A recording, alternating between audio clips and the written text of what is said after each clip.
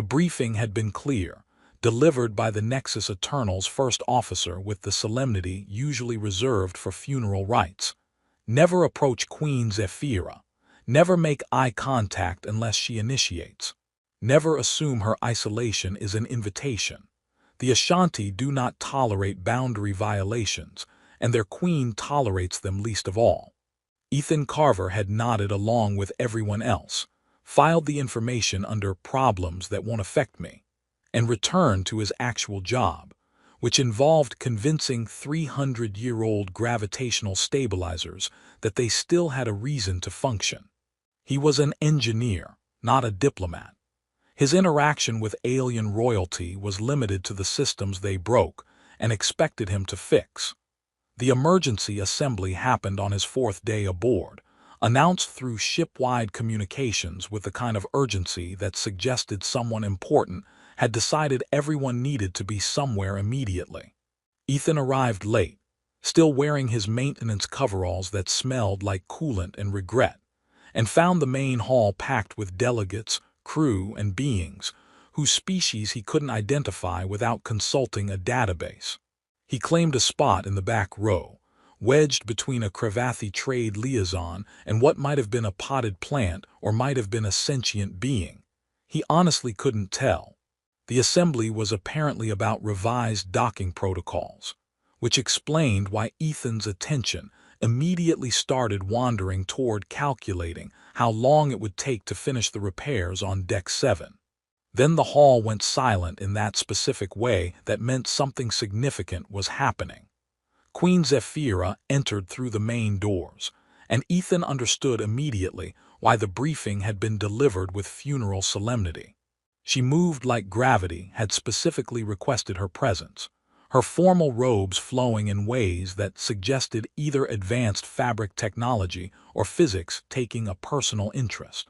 Her skin carried that distinctive Ashanti luminescence, pale silver that seemed to generate its own light, and her ears, long and elegant, swept back like frozen wings, tracked movements throughout the hall with predatory precision. But it was her expression that really sold the never approach warning. She looked like someone who'd spent years perfecting the art of being completely untouchable, her face a masterwork of controlled distance that suggested emotional connection, was a theoretical concept she'd heard about but never personally experienced. Her guard detail flanked her in perfect formation, wearing armor that looked grown rather than forged, carrying weapons that hummed with barely contained energy. They moved toward the front section, where seats had been reserved for high-ranking delegates, a throne-like chair positioned to maximize her symbolic isolation from everyone else. Zephyra stopped walking, her ears tilted slightly, tracking something Ethan couldn't identify. Her guard detail stopped with military precision, awaiting instruction. The entire hall held its breath while she stood perfectly still, and Ethan watched her head turn slowly, scanning the assembled beings with the focus of someone searching for something specific. Her eyes, the color of winter storms, locked onto him. Ethan's engineering brain provided several unhelpful observations. He was definitely making eye contact, which violated Rule 2. He was in the back row wearing coveralls that advertised his complete lack of diplomatic importance. And Queen Zephyra was walking directly toward him with the inevitability of a system's cascade failure. The crowd parted like he'd suddenly become radioactive. The Cravathi liaison made a sound that his translator implant rendered as either good luck or "I'll remember you fondly." He wasn't sure which. The possibly sentient plant remained completely still, which seemed like solid tactical advice Ethan immediately failed to follow as he stood on pure instinct. "Your Majesty," he managed, which was technically words even if they came out sounding like someone had forgotten how language worked. Zephyra stopped directly in front of him, close enough that he could see the intricate patterns in her luminescent skin, the way her ears moved independently like sensor arrays. She studied his face with an intensity that made his nervous system briefly forget its primary functions. Then she did something that made 300 beings gasp in synchronized shock. She sat down, in the empty seat beside him. The seat that had been empty because it was in the back row where maintenance engineers sat, not because it had been reserved for anything except obscurity. Her guard detail looked like their tactical training had just encountered a scenario nobody had prepared them for. The first officer's face suggested he was mentally drafting a resignation letter. And Ethan stood frozen while an alien queen who everyone had warned him never to approach had just chosen to sit beside him instead. "Sit," Zephyra said quietly, and it wasn't a request. Ethan sat because apparently when an alien queen who could probably have you executed with a gesture tells you to sit, your body just complies on autopilot. He was acutely aware that every being in the hall was staring at them, that his coveralls smelled like coolant, and that he had absolutely no idea what was happening. The assembly continued, but nobody was paying attention to revised docking protocols anymore. They were all watching the human engineer, and the untouchable queen sitting side by side in the back row like this was somehow normal behavior. Zephyra sat with perfect posture, her attention apparently focused on the speaker, but Ethan noticed her ears tilting slightly toward him, tracking his breathing, probably analyzing his terror in real time. After approximately 5 minutes that felt like geological ages, she spoke without looking at him. "You're the engineer who repaired the gravitational stabilizers on Deck 7. "Yes, Your Majesty." His voice came out steadier than he'd expected. "You treated the systems with care. Most engineers view ancient technology as obstacles. You treated it like it mattered." Ethan blinked, trying to process how a queen knew about his maintenance schedule. The stabilizers were designed with elegant efficiency. Seemed wrong to just force them to comply. Better to understand what they needed. "Precisely." Something in her tone softened microscopically. "You were curious about the engineering, not frustrated by it. It's beautiful work. Whoever designed the quantum harmonics understood that function and elegance weren't mutually exclusive." Zephyra's ears tilted forward slightly, and Ethan's pattern recognition brain filed that as possibly positive. The assembly droned on about docking protocols that nobody was listening to, and Ethan sat beside an alien queen who'd chosen to violate her own isolation for reasons he couldn't begin to understand. When the assembly finally concluded, Zephyra stood with fluid grace. Her guard detail immediately moved to flank her, and she turned to face Ethan directly. The hall had gone completely silent again, everyone watching to see what would happen next. "You will report to the Royal Engineering Archives tomorrow at 0900, she said with absolute authority. "There are systems requiring someone who understands that technology deserves care rather than compliance." "Of course, Your Majesty." She studied him for one more moment, and something in her expression suggested she'd found what she'd been searching for. Then she turned and walked toward the exit, her guard detail surrounding her, leaving behind 300 beings who were all trying to figure out what they'd just witnessed. Ethan remained standing in the back row, surrounded by delegates who were staring at him like he'd just performed a magic trick they didn't understand, and wondered what exactly had just happened to his very simple job of fixing broken machinery. The first officer appeared at his elbow, looking like he was trying to decide between congratulations and condolences. "Carver, my office, now." Ethan followed, and as they left the assembly hall, he caught sight of his reflection in a polished wall panel. Coveralls, coolant stains, and an expression that suggested his brain was still trying to process how the most isolated being in 5 sectors had just chosen to sit beside him. His simple engineering assignment had just become significantly more complicated. The first officer's office was exactly as intimidating as Ethan had expected. Efficient, organized, and decorated, with commendations that suggested Commander Sarah Chen had built her career on never being surprised by anything.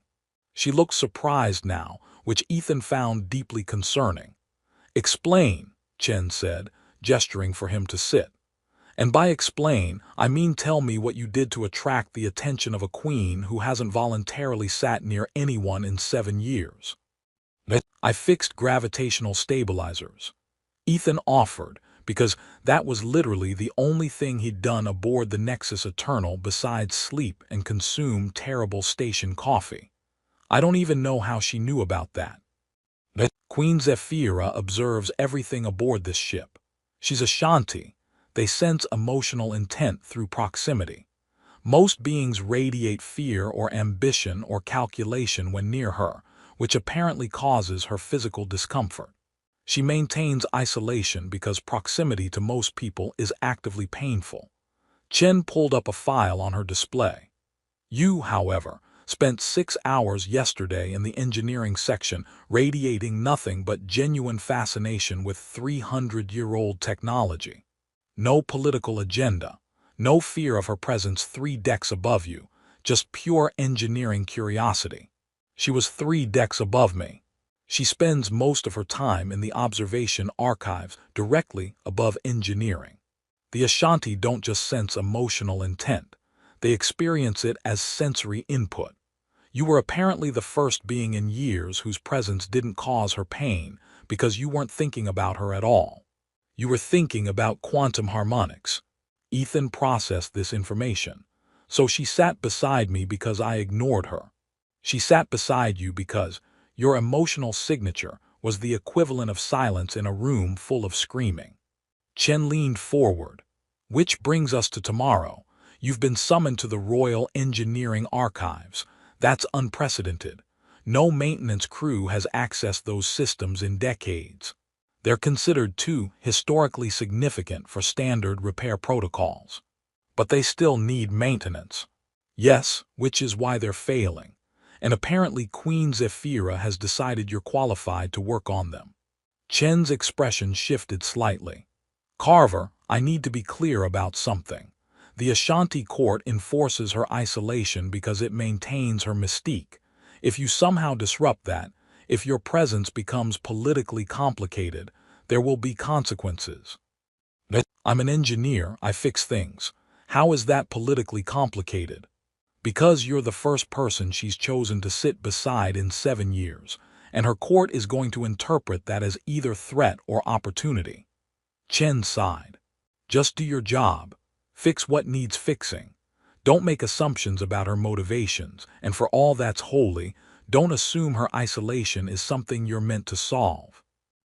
Ethan left the office with more questions than answers, and spent the evening researching Ashanti sensory biology, which turned out to be equal parts fascinating and disturbing. Their species had evolved emotional perception as a survival mechanism, able to sense predatory intent before visual confirmation. But in modern society, surrounded by beings whose emotional states were constant noise, that same mechanism became overwhelming. Isolation wasn't preference, it was self-defense. The Royal Engineering Archives were located in a section of the ship Ethan had never accessed, behind security that scanned not just his biometrics but apparently his intent, which felt invasive in ways he couldn't articulate. The archives themselves were beautiful. Vast chambers where ancient systems hummed with barely contained energy, holographic displays showing quantum harmonics that made his engineer's heart sing. Queen Zephyra stood at the center of it all, wearing something less formal but still impossibly elegant. Her attention focused on a display showing gravitational field interactions. She didn't turn when he entered, but her ears tilted backward, tracking his position. "You're early," she observed. "The systems are beautiful. I couldn't sleep thinking about them." Now she turned, and Winterstorm eyes studied him with that same intensity from yesterday. Most beings lie about their motivations. You don't. Lying about engineering seems pointless. The systems either work or they don't. And yet most engineers lie constantly. They claim repairs are complete when they've merely forced compliance. They say ancient technology is obsolete when they mean, I don't understand it. She moved toward a console showing cascade failures in the quantum harmonics. These systems are failing because everyone treats them as obstacles rather than understanding what they need. Ethan moved closer, studying the display. They're designed to work in harmony, not isolation. Each stabilizer is supposed to communicate with the others, creating resonance patterns. But someone isolated them, probably thinking it would improve stability. Precisely. My court believes isolation creates strength. They're wrong. She manipulated the display, showing him deeper system architectures. I need someone who understands that connection isn't weakness. Someone who treats technology with care, because they recognize that elegance matters. They worked for hours, Ethan explaining how the systems could be reconnected, while Zephyra used her sensory abilities to detect emotional resonance in the quantum fields, something he'd never considered possible. She was brilliant, her understanding of harmonic theory exceeding anything he'd studied, and she asked questions that revealed she'd been studying these systems for years, searching for someone who could help her restore them properly. "Why me?" he asked finally, during a break where they consumed something that might have been tea but tasted like liquid starlight. "You could have requisitioned specialist engineers, people with actual qualifications, instead of a maintenance tech who fixes broken stabilizers. Because specialists view ancient systems as academic exercises, you view them as living things worth preserving." Her ears tilted forward. "And because when I sat beside you yesterday, I felt silence for the first time in 7 years. Everyone else radiates emotion constantly, fear, ambition, calculation. You radiated curiosity about quantum harmonics. It was," she paused, searching for words, "peaceful. I'm sorry people cause you pain. Don't apologize. You're not responsible for how others approach me." She set down her tea. "But you should understand what you've become involved in. My court will interpret your presence as either threat or tool. They enforce my isolation because it maintains my authority. If you disrupt that, there will be political consequences." Commander Chen mentioned that, with threats. "She's protecting both of us." Zephyra's expression softened slightly. "But I'm tired of isolation justified as strength. These systems prove that connection creates harmony, not weakness. Perhaps it's time my court learned the same lesson." Ethan looked at the displays showing quantum harmonics that only worked properly when connected, at the alien queen who'd spent 7 years in isolation because everyone around her radiated pain, and made a decision that his engineering training said was obvious even if the politics were complicated. "Then let's fix the systems properly. Show them that connection works better than isolation, at least in engineering if not politics." Zephyra smiled, actually smiled, and it transformed her face from untouchable authority into something genuinely warm. "An excellent starting point, Engineer Carver. Let's begin with proper restoration." They returned to work, and Ethan thought about quantum harmonics that required connection to function, and queens who'd forgotten that isolation was limitation rather than strength, and how sometimes fixing broken systems taught you more than just engineering. The restoration work developed a rhythm over the following week that Ethan's logical brain recognized as methodology, and his instincts recognized as something more significant.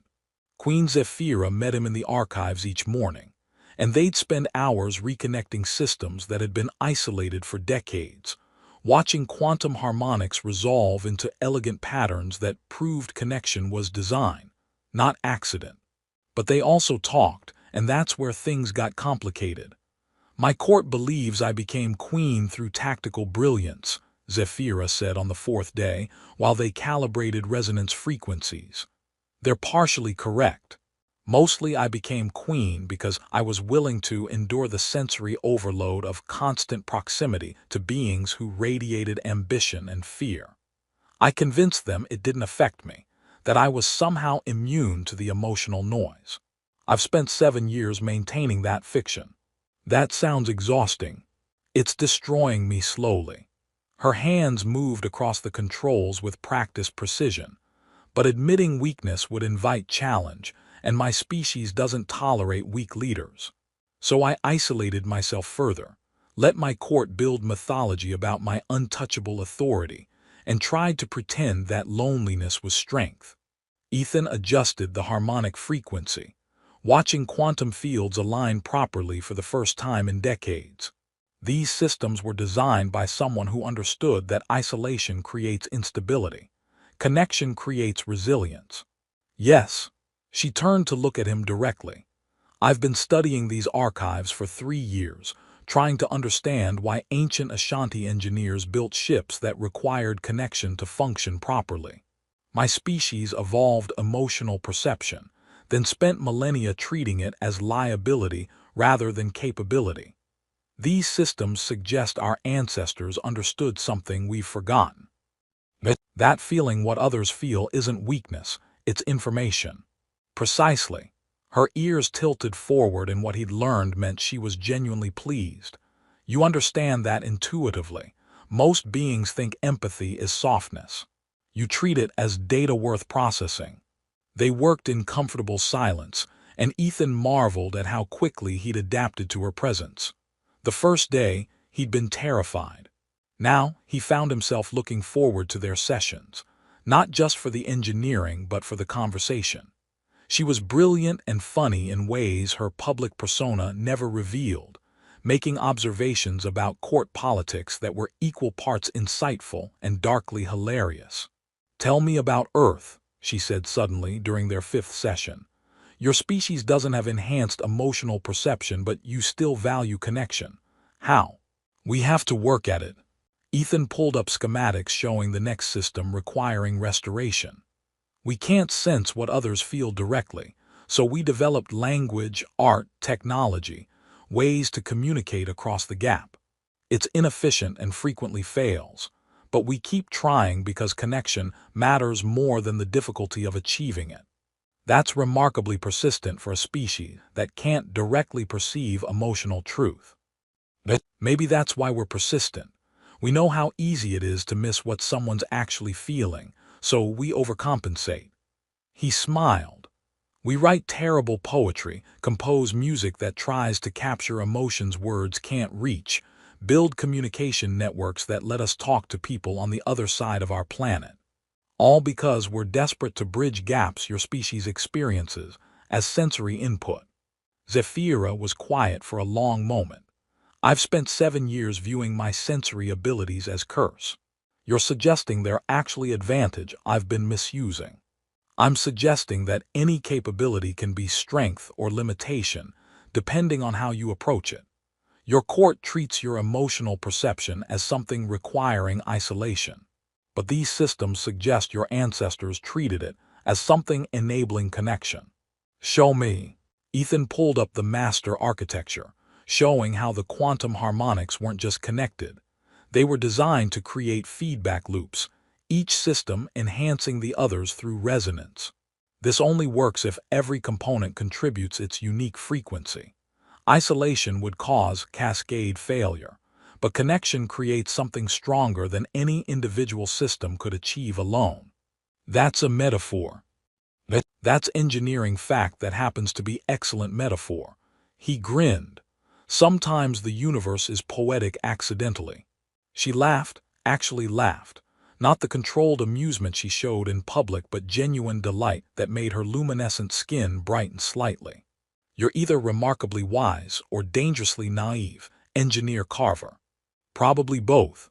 My sister says I have excellent technical judgment and terrible survival instincts." "Your sister sounds intelligent." "She's a xenobiologist who once tried to pet a Cravathi warrior because she thought they looked fluffy. So, intelligence is relative." They returned to work, but something had shifted. Zephyra stood closer now, no longer maintaining the careful distance she'd kept the first few days. And when their hands accidentally touched while reaching for the same control, she didn't immediately pull away, just paused, tilted her head slightly, then continued working as if proximity was optional rather than forbidden. "I'm going to propose something inadvisable," she said near the end of their 6th session. "My court expects me to attend a formal dinner tomorrow. They've arranged seating that maximizes my isolation while maintaining symbolic authority. I want you to attend as my engineering consultant. That sounds politically complicated. It's absolutely politically complicated. My court will interpret your presence as either threat or indication that I'm expanding my inner circle.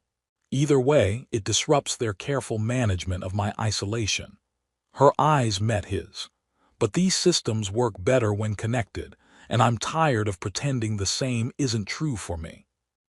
Ethan thought about Commander Chen's warnings, about the political consequences of disrupting 7 years of carefully maintained mythology, thought about quantum harmonics that required connection to function properly, thought about a queen who'd spent years being untouchable because everyone around her radiated pain, and how she'd found peace in proximity to an engineer who'd been too fascinated by technology to remember to be afraid. I don't own anything appropriate for formal dinners. I'll have something prepared. 1800 tomorrow. Try not to cause diplomatic incidents. No promises. My track record isn't great. She smiled again, and Ethan was starting to recognize different types. The controlled public smile, the almost smile that meant she was amused but hiding it, and this one, genuine warmth that suggested she'd found something she'd stopped looking for. Then we'll cause them together. At least that way, the political fallout will be distributed. She left the archives, and Ethan stood alone surrounded by systems that only worked properly when connected, wondering what it meant that ancient Ashanti engineers had built ships requiring collaboration, while modern Ashanti courts enforced isolation, and whether fixing one might teach lessons applicable to the other. His terminal chimed with a message from Commander Chen. I heard about the dinner. Don't make me regret recommending you for this assignment. Ethan typed back, too late. I've already disrupted 7 years of carefully maintained political theater by being good at my job. Chen's response, that's what concerns me. Ethan smiled despite himself and pulled up the schematics for tomorrow's work. They were close to full restoration now, close to proving that connection created harmony rather than chaos. And if that happened to apply to more than just engineering, well, sometimes the universe was accidentally poetic. The formal dinner was exactly as politically complicated as Ethan had feared, which meant it was significantly worse than he'd imagined. He stood in clothing that fit perfectly despite having been prepared in 6 hours. Ashanti tailoring was apparently magic, and watched Queen Zephyra's court assess him with the warmth usually reserved for structural malfunctions. The engineer, one court official said, their tone suggesting Ethan had just tracked mud onto a priceless artifact. How unprecedented. Engineering consultant, Zephyra corrected smoothly, her public persona fully engaged. The ship's quantum harmonics require specialist attention, and Engineer Carver possesses unique qualifications. Of course, Your Majesty. The official's expression suggested they found this explanation unconvincing, but weren't brave enough to challenge it directly. Ethan was seated beside Zephyra at a table designed to showcase her isolation, close enough to be symbolically accessible, far enough to maintain untouchable authority. Except now he was disrupting that careful calculation just by existing in proximity, and every court official was recalculating political alliances in real time. The dinner proceeded with excruciating formality, course after course of food that looked beautiful and tasted like political maneuvering. Zephyra maintained perfect composure, participating in conversations about trade agreements and territorial negotiations, with the kind of tactical brilliance that had made her legendary. But Ethan noticed small things. Her ears tilted slightly toward him whenever someone radiated particularly aggressive ambition, using his presence like an anchor point in sensory chaos. Then the alarms started. Not emergency evacuation, worse. The kind of cascading systems failure that engineering nightmares were built around. Ethan's technical training kicked in before his conscious mind caught up, and he was accessing ship diagnostics on his wrist display before anyone else had moved. Quantum harmonics are destabilizing, he announced, reading catastrophic data. The restoration work reconnected the systems, but we haven't finished the resonance calibration. They're trying to harmonize, but creating destructive interference patterns instead. Evacuate the ship, one official suggested, their voice carrying panic. Won't work. The destabilization will continue regardless of crew presence. We have maybe 20 minutes before cascade failure affects life support across all decks. Ethan pulled up more diagnostics, his mind already running calculations. We need to manually calibrate each node. Creating proper resonance patterns before destructive interference tears the systems apart. Can you do that? Zephyra asked, and her voice carried absolute authority despite the chaos erupting around them. Not alone. I need someone who can sense the emotional resonance in the quantum fields, who can tell me when the harmonics align properly, someone who can perceive what I can only measure. He met her eyes. I need you. That understanding flashed across her face. Her court would object, letting their queen crawl through maintenance conduits during a system's failure violated every protocol they'd built around her untouchable authority. But the ship contained 3,000 beings whose lives depended on proper calibration in the next 18 minutes. I'll do it. She stood, and her court erupted in objections that she silenced with a gesture. Engineer Carver is correct. My sensory abilities are required for proper calibration. We leave immediately. They ran through corridors, while alarms screamed warnings about structural integrity. Ethan led them to access points he'd mapped during the restoration work, and they descended into the ship's quantum harmonic core, a chamber where ancient systems pulsed with barely contained energy that was rapidly becoming uncontained chaos. Tell me what you need, Zephyra said, and her public persona had vanished completely. Now she was focused, brilliant, ready to use abilities she'd spent years treating as liability. Each node needs calibration, but I can't sense when resonance is achieved. I can only measure electromagnetic frequency. You need to feel when the emotional signature stabilizes, when destructive interference becomes harmonic resonance. He pulled up the first node. Ready. Ready. They worked with perfect synchronization, Ethan adjusting technical parameters, while Zephyra used her sensory abilities to detect when quantum fields achieved proper emotional resonance. It was beautiful and terrifying, watching her translate sensory input into actionable data, calling out adjustments with precision that exceeded any instrument he possessed. Node 7 is fighting the pattern, she announced. It's isolated too long. It's forgotten how to harmonize with the others. Can you sense what it needs? Yes. She moved closer to the node, and her hands moved across surfaces in patterns that looked like ritual but were probably sensory mapping. It's afraid. The system has developed something like anxiety about reconnection. It needs, she paused, and understanding crossed her face. It needs to feel that connection is safe, that harmonizing won't destroy its individual frequency. Ethan understood immediately. Like your court taught you, isolation was strength and connection was dangerous. Precisely. She adjusted something in the node's interface, and Ethan watched quantum field readings shift in ways that shouldn't be possible through manual manipulation. I'm showing it that harmony preserves individuality while creating something stronger than isolation ever could. The node stabilized. Then the next. Then all of them, cascading into proper resonance as each system recognized that connection enhanced rather than diminished their individual contributions.